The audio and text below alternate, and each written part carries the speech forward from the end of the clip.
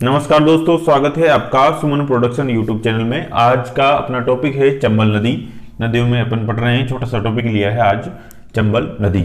चंबल नदी की बात करें तो उद्गम कहां से होता है इसका? उद्गम होता है इसका विंध्याचल विंध्याचल विंध्याचल पर्वतमाला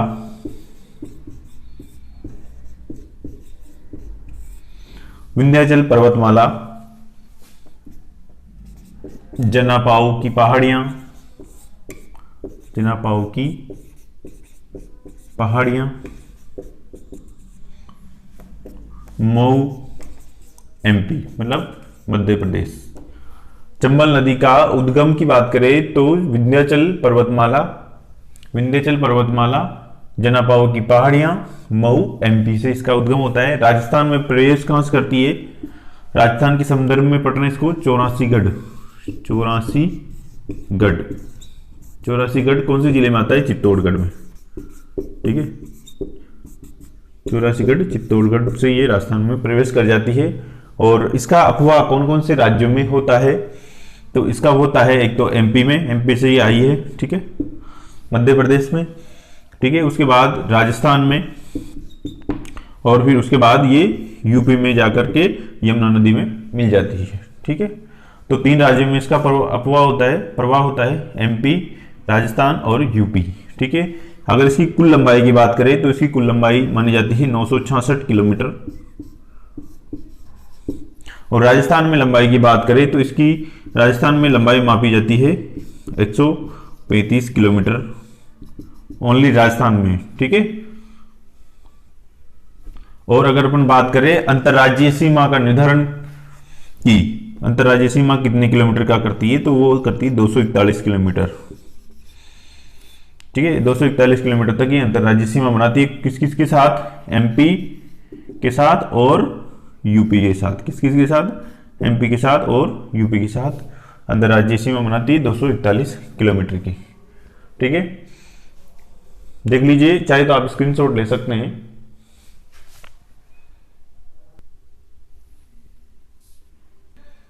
अब इसके बाद अपन देखते हैं राजस्थान की सबसे लंबी नदी कौन सी है? वो है चंबल नदी। चंबल नदी सबसे लंबी नदी तो है, पर ये राजस्थान में नहीं बहती है ना। राजस्थान में केवल 135 किलोमीटर के आसपास ही ये बहती है। ठीक है, अगर अपन देखें पूर्णतः राज्य में अफवाह के आधार पर सबसे लंबी नदी, तो वो हो जाएगी आपकी बनास। कौन सी नदी है? बनास नदी है। ठीक है, अगर अपन जिलों की बात करें, चंबल नदी का अफवाह किन किन जिलों में है? तो वो है चित्तौड़गढ़, राजस्थान के अंदर चित्तौड़गढ़, कोटा, बूंदी, सवाई माधोपुर, करौली और धौलपुर। मुख्य रूप से यही जिले आएंगे, चित्तौड़गढ़, कोटा, बूंदी, सवाई माधोपुर, करौली और धौलपुर। ठीक है, अगर अपन बांधों की बात करें चंबल नदी पर, बांध है इस पर गांधी सागर कहां पर है? एमपी में है ये, मंदसौर। जो गांधी सागर इस पे बांध बना हुआ है, 4 बांध है इस पे। गांधी सागर जो बांध है एमपी मंदसौर में है। राणा प्रताप सागर चित्तौड़गढ़ में है। रावतभाटा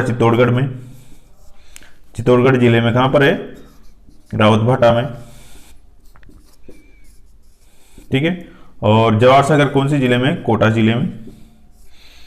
और कोटा बैराज कहां पर है? कोटा में। ठीक है, तो ये 4 बांध है इसके। गांधी सागर एमपी मंदसौर, राणा प्रताप सागर चित्तौड़गढ़ रावतभाटा में।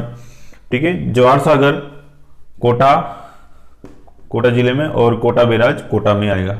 ठीक है, तो इस पर बांध बने हुए हैं। आगे अगर अपन देखें चंबल नदी के बारे में, तो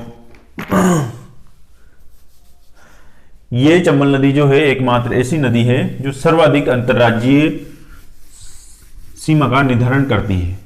सर्वाधिक अंतर्राज्यीय सीमा का निर्धारण करती है चंबल नदी। ठीक है, ये पॉइंट है इसका। सर्वाधिक अंतर्राज्यीय सीमा का निर्धारण। दूसरा पॉइंट इसका क्या है? दूसरा पॉइंट इसका, ये चंबल नदी विश्व प्राकृतिक धरोहरों में शामिल है। विश्व प्राकृतिक धरोहर में शामिल है। ठीक है। और एक जीव होता है गांगेय शुंस, जो कि स्तनपायी जीव है, ये भी चंबल नदी में मुख्यतः पाई जाता है। ठीक है। चंबल नदी में सर्वाधिक अपर्दन होता है अवनालिका अपर्दन। कौन सा अपर्दन होता है? अवनालिका अपर्दन होता है। ठीक है।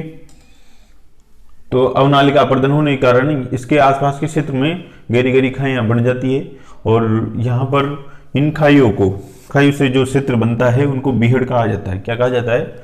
बीहड़ कहा जाता है। ठीक है। इसलिए चंबल नदी को बीहड़ों की और इन क्षेत्रों में क्या होता है, डाकू वगैरह निवास करते हैं, तो इसको डाकू की शरण स्थली भी अपन कह सकते हैं। आगे देखते हैं अपन चंबल नदी के बारे में। अब हम बात करेंगे चंबल नदी की मुख्य सहायक नदियां। ठीक है। तो चंबल नदी, ये है चंबल नदी। ठीक है। ये चंबल नदी है, ये इसका उद्गम स्थल है, जनापाओ की पहाड़ियां। और ये राजस्थान में प्रवेश 84गढ़ चित्तौड़ से।